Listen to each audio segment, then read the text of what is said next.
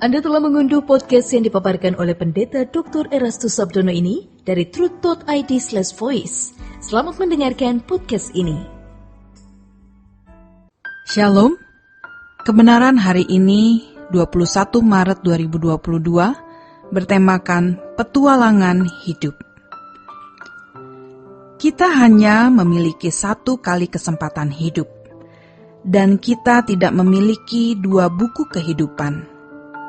Ya, kita hanya memiliki satu buku yang akan menuliskan, menggoreskan sejarah perjalanan hidup selama kita di bumi ini.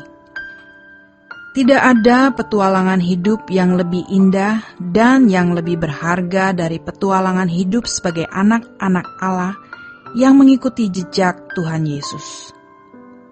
Ini lebih dari petualangan seorang akademisi yang berhasil menyandang banyak gelar. Lebih juga dari petualangan seorang pejabat tinggi yang menduduki jabatan tinggi dan terhormat di suatu lembaga. Petualangan hidup pengikut Yesus yang sejati adalah perjalanan hidup seorang yang disertai oleh Allah sebagai Bapa, Allah pencipta alam semesta. Ada jejak Allah, ada tanda tangan Allah di dalam hidup orang-orang yang mengikut Yesus. Dan ini harus benar-benar kita persoalkan pada kesempatan ini. Mari kita perkarakan dengan sungguh-sungguh apakah petualangan hidup kita ini adalah perjalanan hidup sebagai anak-anak Allah yang benar-benar mengikuti jejak Tuhan Yesus atau tidak. Ketika Paulus berkata, "Hidupku bukan aku lagi tetapi Kristus yang hidup di dalam aku," secara implisit hendak dikemukakan di situ bahwa perjalanan hidup Paulus adalah perjalanan seseorang yang diurapi Kristus.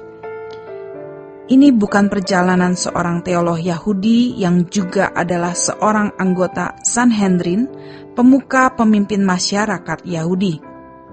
Tetapi Kristus yang hidup di dalam aku, seperti yang dikemukakan dalam Galatia 2 ayat yang ke-20. Namun aku hidup, tetapi bukan lagi aku sendiri yang hidup, melainkan Kristus yang hidup di dalam aku. Dan hidupku yang kuhidupi sekarang di dalam daging adalah hidup oleh iman dalam Anak Allah yang telah mengasihi aku dan menyerahkan dirinya untuk aku. Bukan berarti di dalam diri Paulus ada dua pribadi. Pribadi Paulus juga pribadi Kristus atau pribadi Yesus. Bukan. Di dalam diri sosok yang diberi nama Paulus ada kehidupan seorang yang diurapi. Kristus artinya yang diurapi. Di jagat raya ini hanya ada satu sosok manusia yang tidak pernah sama dengan manusia lainnya. Setiap kita adalah sosok yang benar-benar unik, tidak ada duanya. Bahkan, renungkan ini. Di kekekalan tidak ada pribadi yang sejarah kehidupannya sama dengan yang lain. Tidak ada. Jadi betapa berharganya setiap individu itu.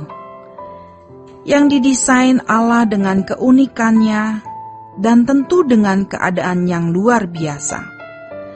Tetapi keunikan dan luar biasanya seseorang tidak ada artinya kalau tidak diurapi, kalau tidak hidup sebagai anak-anak Allah.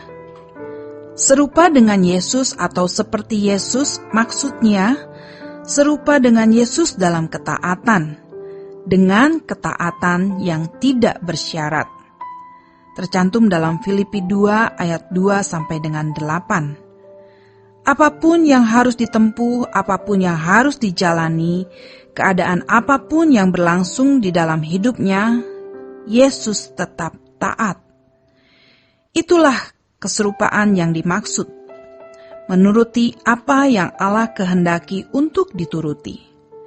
Masing-masing kita ini memiliki kepribadian yang berbeda-beda, dan juga memiliki perjalanan hidup yang khusus, unik, dan tidak sama dengan yang lain. Tetapi apapun, bagaimanapun kepribadian kita, apapun dan bagaimanapun jalan hidup kita, kita harus hidup dalam ketaatan kepada Bapa di surga. Hidup dalam iman kepada anak Allah artinya penurutannya. Jadi Allah memiliki anak-anak, kita semua ini, dengan personality yang berbeda-beda, dengan kepribadian yang berbeda-beda, dan dengan perjalanan hidup yang juga berbeda-beda. Tetapi apapun kepribadian atau personality masing-masing kita, apapun dan bagaimanapun perjalanan hidup kita, haruslah menjadi perjalanan hidup orang yang diurapi, yaitu diurapi Kristus. Hidup di dalam penurutan terhadap kehendak Allah, dan nanti kalau sejarah hidup kita dicatat dalam satu buku, itu adalah catatan kehidupan seorang anak Allah yang diurapi. Berbeda-beda tapi punya kesamaan, yaitu diurapi Allah, hidup dalam ketaatan kepada Bapa di surga. Kita harus sungguh-sungguh memperkarakannya sebelum lembar hidup kita berakhir. Kalau sudah berakhir, kita tidak bisa menggoreskan kisah hidup apa-apa lagi, dan itu mengerikan. Kalau masih ada lembar-lembar di dalam buku kehidupan kita ini, berarti kita masih bisa merevisi, bisa memperbaiki apa yang salah di waktu-waktu yang telah kita lalui sebelumnya.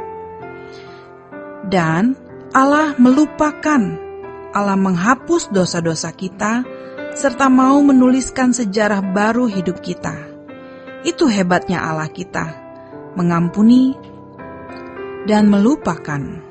Sejauh timur dari barat, Dia melupakan dosa-dosa kita. Tentu bagi kita yang mau bertobat, yang mau menyadari kesalahan dan mau diperbaiki, setinggi, seluas apapun pangkat dan kekuasaan seseorang, boleh tercatat dalam sejarah hidup manusia. Tetapi kalau tidak memiliki catatan sejarah hidup sebagai anak Allah, sungguh itu tidak ada artinya sama sekali. Seiring dengan itu, orang-orang itu akan dibuang. Bukunya dibuang ke neraka, manusianya juga dibuang ke neraka. Berbeda dengan kita yang memiliki catatan sebagai anak-anak Allah, itu menjadi kenangan abadi, jejak dari tanda tangan Allah, pekerjaan Roh Kudus. Lalu kita diperkenan hidup di dalam kerajaan Allah menjadi anggota keluarga kerajaan surga. Betapa mulianya. Tidak ada petualangan hidup yang lebih indah dan yang lebih berharga dari petualangan hidup sebagai anak-anak Allah yang mengikut jejak Yesus. Demikian kebenaran hari ini. Tuhan Yesus memberkati. Sola Gracia.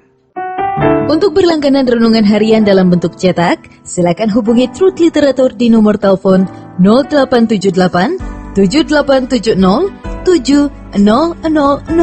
Untuk mendapatkan CD khotbah, MP3 renungan Truth, dan CD album lagu produksi Sola Gracia, Anda dapat menghubungi di hari dan jam kerja di nomor telepon 021 638 60953. Tuhan Yesus memberkati. Sola Gracia.